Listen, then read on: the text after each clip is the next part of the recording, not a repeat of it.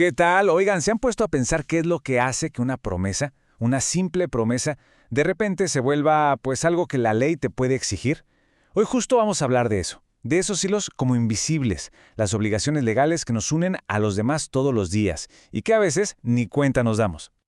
Uf, es la gran pregunta, ¿no? Porque, a ver, no es lo mismo un te prometo que voy a un te firmo que voy. No todos los compromisos tienen el mismo peso legal. Vamos a ver por qué algunas promesas sí nos amarran bien amarrados ante la ley y otras, pues, se quedan en el aire. Ok, empecemos por el principio. ¿Qué es una obligación en términos legales? Piénsenlo como un lazo, un vínculo jurídico que te obliga a hacer algo por alguien más. Y ese algo puede ser tres cosas. Dar algo, como dinero o un coche, hacer algo, como pintar una casa, o no hacer algo, como no contar un secreto profesional. Así de simple, un deber con sello de ley. Y aquí se pone bueno. La ley, digamos, pone la cancha y las reglas. Pero esas reglas no se aplican solas. No es que nazcamos con obligaciones flotando encima. No, no. Para que una obligación nazca, se necesita una chispa, algo que la active. Y esa chispa, casi siempre, son nuestros propios actos. Nosotros mismos echamos a andar la maquinaria legal. Entonces, ¿cuál es el activador más común de todos? ¿El que usamos a cada rato, a veces sin darnos cuenta? Pues claro, el contrato. Ese acuerdo, ese pacto entre dos o más personas. Y para que cualquier contrato, cualquiera, pueda existir, necesita tener dos piezas claves. Son como sus cimientos. Si le falta una, se cae todo. Primero, el consentimiento. Y segundo, un objeto. A ver, ¿qué es el consentimiento? Es ese clic donde dos o más personas se ponen de acuerdo. Es súper simple. Alguien propone algo, eso es la oferta, y la otra persona dice, va, jalo. Esa es la aceptación. Es el estamos de acuerdo que le da vida al contrato. Y el segundo pilar, el objeto, es simplemente el de qué se trata el acuerdo. Es la cosa o el hecho sobre el que están pactando.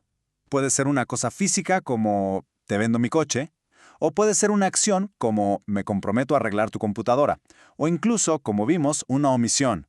Me comprometo a no poner un local que te haga competencia aquí al lado. Ok, suena fácil, ¿no? Oferta, aceptación, objeto, listo. Pero, ¿y si ese sí, acepto, no fue tan real? ¿Qué pasa si te engañaron o te presionaron? Pues ahí la cosa cambia, porque la ley se toma muy en serio que el consentimiento sea de a de veras. A estas fallas, a estos defectos en el consentimiento, la ley les llama vicios. Y son justo eso, como grietas en la base del contrato que pueden hacer que todo se venga abajo. Hay varios, como el error, el dolo, la violencia. Vamos a ver un par de los más interesantes. Y fíjense en esta diferencia, que es clave. Dolo y mala fe suenan parecido, pero no son lo mismo. El dolo es cuando activamente echas mentiras o usas mañas para que la otra persona se equivoque. Es el engaño directo. La mala fe es más sutil.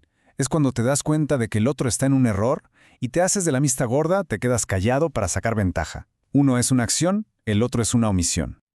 Ahora, la violencia. Y aquí la ley es súper clara, escuchen esto.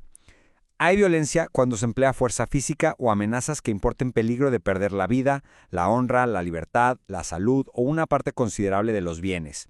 O sea, no es solo que te pongan una pistola en la cabeza. La ley entiende la violencia de una forma mucho más amplia. Una amenaza seria contra tu reputación, tu familia, tu patrimonio, eso también es violencia y anula por completo el consentimiento. Entonces, ¿por qué es tan importante todo esto de los vicios? Pues porque la ley entiende que no siempre estamos en una posición de igualdad. Estas reglas son como una red de seguridad. Están ahí para proteger a la gente, para que nadie se quede atrapado en un acuerdo al que fue forzado o en el que fue engañado. Muy bien. Hasta ahora, todo ha sido sobre obligaciones que, digamos, elegimos, las que nacen de un acuerdo. Pero, ¿qué creen?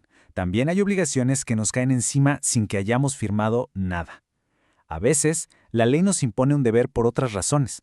Por ejemplo, la declaración unilateral de voluntad. Suena complicado, pero es tan simple como una tienda que pone un letrero de oferta. Con eso, ya se obligó a respetar ese precio. O el enriquecimiento ilegítimo. Si te depositan por error 1,000 pesos, tienes la obligación legal de devolverlos, no te los puedes quedar. O la gestión de negocios, que es cuando, por ejemplo, le ayudas a tu vecino a reparar una fuga de agua mientras no está para evitar un desastre. Bueno, pues la ley puede obligarlo a pagarte los gastos que hiciste. Y de todas estas obligaciones que nacen sin un contrato, hay una que es importantísima para poder vivir en sociedad.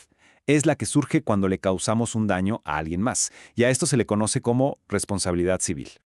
El principio es básico, casi de sentido común. El que la hace, la paga. Si por tus acciones o las cosas que usas le causas un daño a otra persona, tienes la obligación de repararlo. Así de simple. Pero la ley lo analiza desde dos ángulos distintos.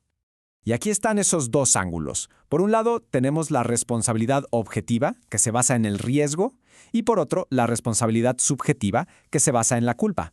Riesgo contra culpa. Esa es la diferencia fundamental. Pensemos en la objetiva. Esta se conoce como la de riesgo creado. La lógica es, si usas algo que es peligroso por sí mismo, un coche, una máquina industrial, incluso un animal, y con eso causas un daño, tienes que repararlo. Punto. No importa si ibas con cuidado o si no tenías la intención.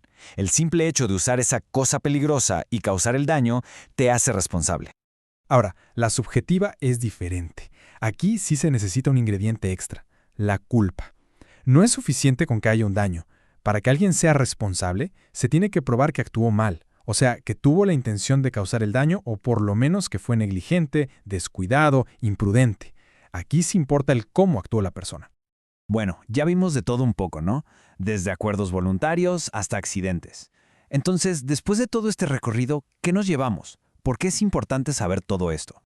La idea central, el gran resumen, es que nuestras obligaciones legales vienen básicamente de dos grandes caminos. El camino de la elección, o sea, los contratos, los acuerdos que hacemos porque queremos, y el camino de la circunstancia, esas obligaciones que la ley nos impone por lo que hacemos, como cuando causamos un daño, aunque haya sido sin querer.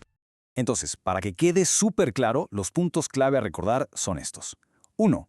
Las obligaciones no aparecen de la nada, necesitan un activador. 2. Para que un contrato valga, el consentimiento tiene que ser real, libre de trucos y presiones. 3. Podemos tener obligaciones legales sin haber firmado ni un papel. Y 4. Si causamos un daño, nos toca repararlo. Somos responsables.